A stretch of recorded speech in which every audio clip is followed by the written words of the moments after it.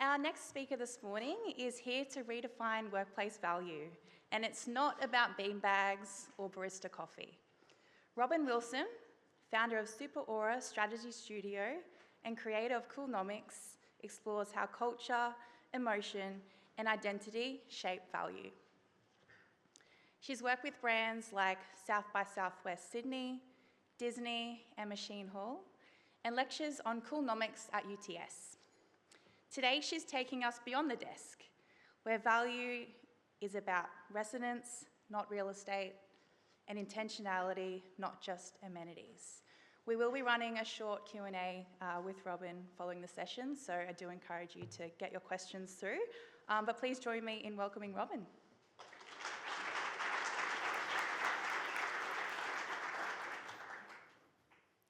Thank you so much. Good morning, and thank you so much for that warm welcome. This morning, let's move beyond the desk. Let's talk about cool. Yes, at Macquarie Bank. And culture and the future of the workplace. The workplace today. I would imagine we've all worked from many different locations and contexts, emotional environments this week. Some of us might be in the Sydney office, in the boardroom, at our desk, in a collaboration space. We have hearts and minds, productivity goals, a desire to contribute to the commercial outcome, and we're human beings. We might also have a team member, an executive leader, working in an asynchronous manner in the New York office. Again, another human being with a resonance around them. And even more broadly, we might be working with a distributed team. We might have a team member with their laptop balanced on a set of books around the kitchen table with a team of kids running around. We might have a team member working in an airport with the sounds of transit and the sensory environment influencing them in that way. I think we can all agree that the workplace is no longer just a site. We are all here as passionate corporate real estate professionals, but it's no longer just a site, it's a system. And that system is a fabric made up of cultural decisions and norms and behaviours and symbols, leadership, design, and technology. So what happens when we move from square metres to meaning and value changes? As we all saw, we were moving in this direction, but as we all know, the pandemic really shifted our digital transformation goals forward, accelerated the reality of remote work, and forced us into this hybrid future. So what do? It's complex. Perhaps we arrive at a new workplace ROI. Perhaps the new formula is something like trust. These are human beings. These are universal values. People, if they are in the right system with the right support, would naturally say things like, I feel trusted to access my own autonomy, my own creativity to contribute to this picture. They would feel motivated. I feel stimulated in the right ways. I feel comforted in the right ways.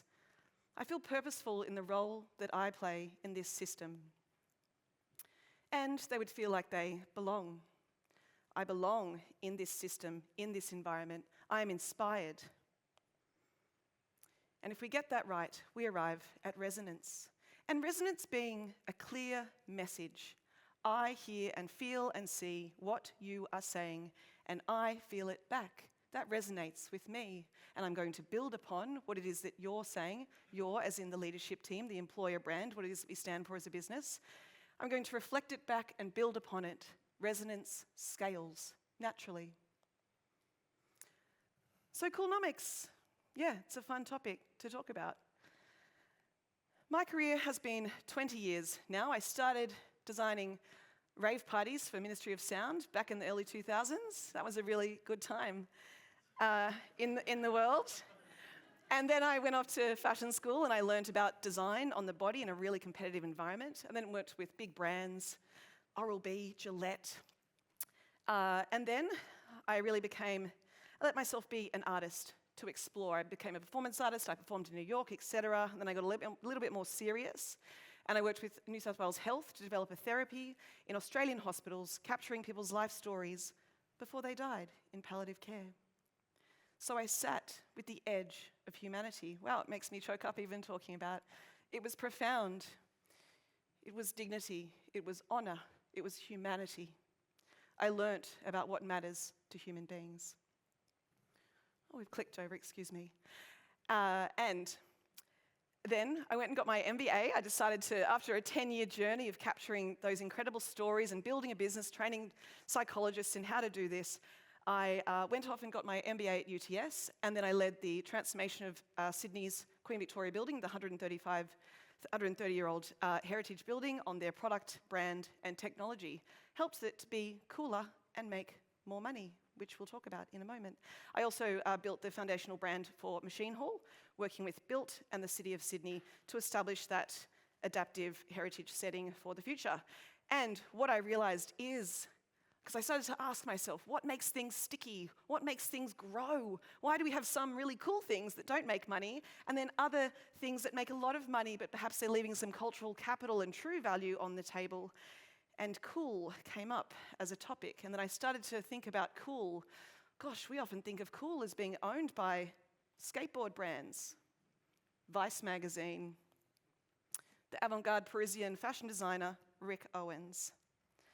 But what I realized was they are simply artifacts and expressions of cultural threads in the cultural zeitgeist. They don't own cool. Cool is a science. Cool is universal. If I say cool to any of you here in the room, we all get it. It's simultaneously ubiquitous and ambiguous. We can't quite put our finger on it yet. We know what it is. You know what it is. I know you know what it is. It's a feeling. So then I thought, gosh, cool is resonance or resonant. Cool is potent. And cool is true. You can't try to be cool. You can't manufacture cool. You can't force it. What you need to do is make a whole bunch of decisions led by the right values and direction and excellence in your practice to be able to arrive at that very natural moment where the data shows us that's cool. I think we could all agree that Rihanna, on a hovering platform at the Super Bowl, wearing Maison Margiela, announcing her pregnancy, and then selling a whole lot of Fenty lipsticks, surrounded by all the Coolnomics of all the brands at the Super Bowl doing their thing, I think we'd all agree that's pretty cool. Okay, so the economic context, let's get into the science just for a moment. So, of course, we're operating within a classical and neoliberal capitalist model here in the West, driven by profit exchange, maximising the competition within the market, free trade and private ownership. And then we zoom in a little bit more and we can start to look at some of the characteristics of the bodies of work of cultural economics, behavioural economics, and if we're going to be talking about cool, let's make sure it's good for the world. Regenerative economics. So this is the space that I've been in, and this started in late 2023 when it was going to be a PhD, but instead I decided it was much better. This should not be hidden in academia. This should be out there in the world as a public research project. And so we land on Coolnomics at the very center. Coolnomics is that very moment where the cultural zeitgeist, the movements of society, meet the movements of the economy. Boom. That is your flashpoint. So cool is what resonates. The nomics is the way that the value moves in the system, the way that money is exchanged and all the other kinds of value within the economic model. And we arrive at the economics of cool. So earlier this year, we published our first publication, the Australian Resonance Report, exploring some of the key cultural and economic pulses of the year. And I've brought 3 of those here today for you, and I've tailored them to the corporate real estate world and context to see what we might be able to learn from what we were looking at more broadly across Australia. Hybrid intelligence. We've seen a hybridization of human and artificial intelligence. We've seen an increase in relevance of collective intelligence and public discourse, as well as economic intelligence. People became a lot more financially literate in the mainstream, out there in the zeitgeist. But I believe now, and what I'm watching across the data, TikTok, as well as reports, we need a multidisciplinary skill data set to understand the story. People are asking more questions now about the system within which they operate, and therefore, of course, our employees are going to be asking questions about what role do I play in this capitalist model? Where do I want to sit? What does my spending mean? What matters to what I'm doing? So perhaps we can take some of the learnings from this report and consider that we want to be creating spaces and systems that enable the excellence to come through where machine and human come together in a truly hybrid setting, and we need spaces where people can experiment and leverage that new technology. We want to also consider the cultural intelligence of our real estate investments as well. Where our office is located, how it's designed, the way it's built, and what it stands for can be a cultural beacon, like a flag, up the flagpole saying, this is what we stand for, this is what matters, here's where we're located. We have an opportunity to make meaning of the investment strategy that we might be running. And reminding us that that is Coolnomics, cool and money at the same time. Yeah. That's complicated, but with the right thinking and the right work, I believe that that is where we need to really be looking to unlock true value. Also our tenancy mix. So often our offices are part of a broader precinct or neighbourhood. We might have retail, entertainment, hospitality, community experiences going on around us. We can consider what else is happening around this building and around our team that would enrich their working lives. And we want to ensure that our offices and the reason for people to come into the office, which as we know, the younger generation is seeking and desiring to go back to the office in the right way with intentionality, as Despina spoke about as well. We want to make them magnetic, a place you can't help but be at. And we understand why it's there, what we're there to do, who's going to be there, and what it's going to be worth to us to help us do the best work of our careers. Hedonism, yep, we're going to talk about hedonism today, but we're not talking about the extreme end of pleasure. We're talking about the fact that human beings want to feel good.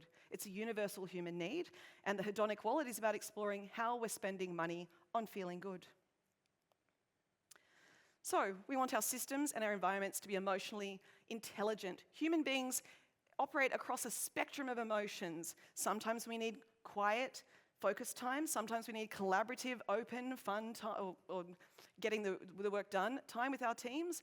And also perhaps we need to leave the laptop sometimes and step away and see what our mind tells us about the next level of iteration of the problem or the idea that we're trying to solve. Biophilic, very big word being used these days. Of course, nature. We are biological creatures, part of an ecosystem. We can learn from what nature is trying to tell us. Daylight, nighttime, some people working in different ways, different minds, neurodivergent minds working in different ways, and understanding what can we do with our environments to be more human, to engage with the intelligence of nature to help us do the best work that we can. We want to make sure that we're using AI in the right way, perhaps to preempt and create beautiful, seamless environments, the acoustics, the temperature, the sound, the lighting that we're surrounded by. We can use technology to make the experience in the office stunning. And as we know, the best technology, you don't even feel it. You didn't even realize it was there. It thought for you before you even realized what you needed.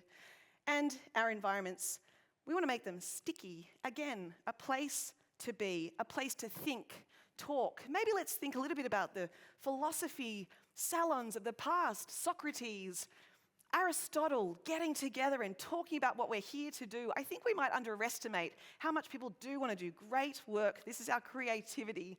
Let them do great work. What's getting in the way?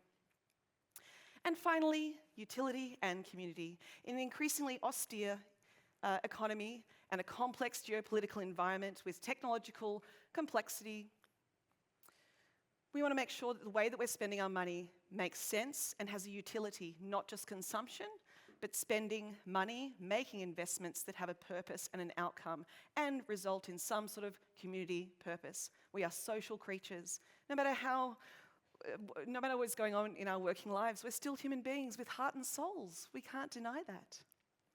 So, adaptive reuse, I'm a big fan of this particular trend, making use of what we already have, which is great on the utility front and regenerative, sustainable front, but also by working with spaces that have already existed before and remaking them, realiving them for the now, can it provide depth and dimension of the story of the space that we exist in. I'm in an industrial lineage. What has happened in this building before, like Machine Hall? It was the old machine hall, the electricity substation of the city. powering the city. And so when we set up the brand for Machine Hall, we are powering the next generation of creativity. These things are not separate, they are part of a lineage, part of a legacy, and we can leverage that. Intentionality around our green infrastructure. We all know about green infrastructure, and I would imagine as cutting-edge people in the room, we are all on board with it. But that also is a signal that we're part of a movement. If the office and the environment and the system that we work in is aligning with values like caring for our planet, caring for society, then that means that we get to be part of a movement of people who care. At the end of the day, we are neighbours. We are just neighbours. We're just people in a neighbourhood, perhaps in a business district or an urban environment with businesses and society around us, but also working from home. Our neighbours next door. Let's make sure we're getting to know our neighbours, and how do we be a good neighbour? How do we create connection points between us in our steel and wooden, technologically advanced buildings with the human beings out there on the street? Can we provide social value? Can we invite people in after hours to utilise our spaces? And finally, we want to be able to do great work wherever we are. We want to make sure that our technology is serving its utility. It is not getting in the way of communication, productivity, organisation, and execution. We need to be always looking at our digital strategies, our technology strategies, to make sure, is this blocking, is this hindering the greatest work of these people's careers? So the Coolnomics workplace, what might be some principles we might be able to be inspired by or leverage in this picture? So resonance equals commercial value. I know that's a big claim. I know that sounds like very soft, something very soft and luscious or supple, internal, equaling some sort of capital outcome. I think we can all agree they are actually linked. The economy is human beings engaging with the stock market, engaging with investment decisions, doing their work, contributing. The economy is far more human than we realise it is, which makes sense. We've come from an industrial era, but we're in the intelligence era now. We're in the human era now. We're at that next level of sophistication. And so we want to make sure that the investment decisions that we're making are helping people make the best work of their careers. We want to be emotionally intelligent. Does this environment, does this system make people feel trusted, clear, and purposeful? I also want to shout out one of my mentors here in the room today. That particular image is the Hoyne office that my mentor Peter McCamley from Studio P3 designed, which is a very Coolnomics project, so shout out Peter for that image, thank you. Right, so the harmony of the hybridization, not blockers, not janky, awkward sort of systems. We want to make sure they're complementary, seamless across the employee experience, whether you're on-site, off-site, overseas, distributed. Cultural authenticity. You can't pretend to be cool. Cool is what is authentic and true. So we want workplaces that represent the true character and the soul of the companies that we stand for and that we're a part of. And every company is different. Every company is an archetype or leveraging a collection of archetypes. We stand for something different. That is our DNA. And finally, we want to create spaces that people are proud to be a part of, to aspire to the next level. I love the place I work and the workplace that I work in. I can't stay away from it for these particular jobs to be done or experiences to be had. Okay, a couple of case studies. The first one I'm sure you would probably know about, the Booking.com. I've also taken overseas examples. I know you've been touring Atlassian, etc., some great workplaces in Sydney. I thought, let's go overseas. So Booking.com, very famously, is a stunning, multi-floor, huge project in Amsterdam. And I've aligned them here with some of our principles.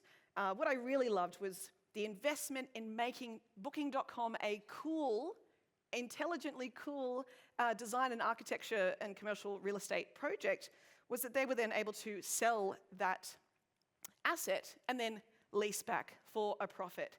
So again, I'm not here for some fluffy, yeah, let's make it cool. No, it's got to make money. Obviously, this is Coolnomics. Emotionally intelligent, sensory design, beautiful. And also, people are invited into the office 3 days a week, not forced. People might return to work through a mandate, but it doesn't mean their soul is there. It doesn't mean their spirit is there, and it doesn't mean they're going to be doing the best work of their careers. We need to honour and respect the human beings in front of us. We know how they tick. You know how you tick. There's universal characteristics for all human beings. And I also love the community authenticity element that they've really driven through, and they have a refugee-run restaurant and a bike repair shop for the community. So I really love that project, and the people who work there really speak to it being a place they're proud to work in. All right, let's head over to New York City. Ryan Serhant, come on, this is a bunch of real estate people. You would know Ryan Serhant from $1 Million Listing in Manhattan. I love him. I've followed him for years. He's a hardcore dude who's really made it on his own. So of course, when he built his own headquarters in Manhattan, it had to represent the Ryan Serhant way. High performance, highly competitive, but cool and charismatic. So it feels like a clubhouse. It's in Soho, and there's relaxation spaces, places for the deals to be done in the hundreds of millions of dollars, and it feels elegant and in line with what a client would expect. And you know what it is? It's the feeling. Does this feel like Serhant? Yeah, it does. That's the data.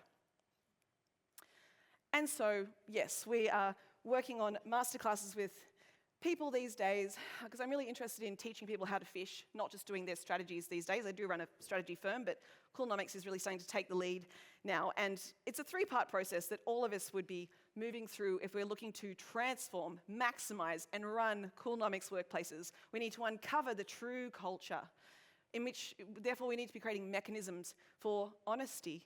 And honesty through the lens of what would be cool? What would be cool? Forget about budget. Forget about politics in the C-suite. What would be cool? And you work back from there. Because what would be cool is human.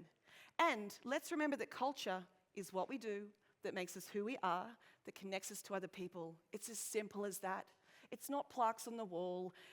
It's a feeling. It's a set of decisions. It's norms. And if we really uncover and mine for the true culture, that's when the humanity comes through. And again, that's your differentiator. Oof, Airbnb is specifically that particular combination and anatomy of an employer brand, for example. And strategy that sticks. Not, I don't ever do a strategy deck that sits in a drawer. Absolutely not. How embarrassing. No way. These are real. We need real strategies that work, that are balancing aspiration with pragmatism, practicality, that tell stories that are inspiring, that are also commercially robust. I mean, obviously, but I get very passionate about that because I love it. And change that lasts. Again, human-centered change that isn't sort of just separate from the human beings right here in front of us. That's why we need people to be part of this process, not change management that's applied separately, change management that works with the human beings in the collective, finds the zeitgeist of that movement, and zeitgeist being a German word, meaning spirit of the time. So you all have a zeitgeist in your workplaces that represent the spirit of the time now. And just like you can't fight a wave if you're surfing, you have to ride it. The zeitgeist is always moving forward. Go with it, ride the momentum. Take the energy that's already being presented in the world around you, apply your rigor, and as we always say in Coolnomics, take the idea all the way. So the future is choice. People will choose where they work. People will choose how much they bring to work in terms of their creativity, their innovation, their desire, their passion, their commitment, the long hours. People will do anything if they're alive inside, if they're honored, if they're respected, if they're trusted, if they know when I turn up today, whether it's with the laptop around the kitchen table balanced on a set of books with 3 kids running around, whether you're sitting around the boardroom table making decisions about Q3 or 4, it's real. It's choice. We want to honor the intelligence that every human being carries with them. And I would say the answers as to how to build our culture, how to make the right investment decisions, how to transform our workplaces to be the future workplace for all of us to do the best work of our careers will be undeniable, right there in front of you. Let's be brave. We can do that. Thank you.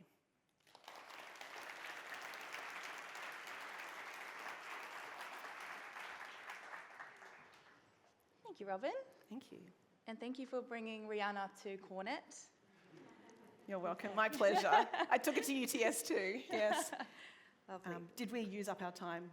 We've got 5 minutes of Q&A, Cool. I thought so we'll jump I thought I into was that. on time. Cool. Perfect. Hopefully that will do its thing. Okay, we've got a few anonymous questions come through. I really like this first one. How is organisational cool generated? Is it leader down or people up? Oh. And does employee connection propel cool?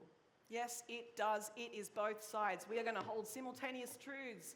Culture comes from the people and from leadership. Culture is the feelings and the commercial KPIs. It's both. We're going to sit in that middle spot. We're going to synthesize the data, the information, and the answer is right there in the center. I mean, that's what we do in strategy, right? We bring together all these data points, all these desires, all of these objectives, and find the best median point through that is rigorous and potent. So, of course, that is the common question. So rather than saying the word cool as well, because again, I think we can get a bit caught on that, like, oh, skateboarder tops. No, what resonates? What am I feeling today? I wonder if anyone else is feeling that.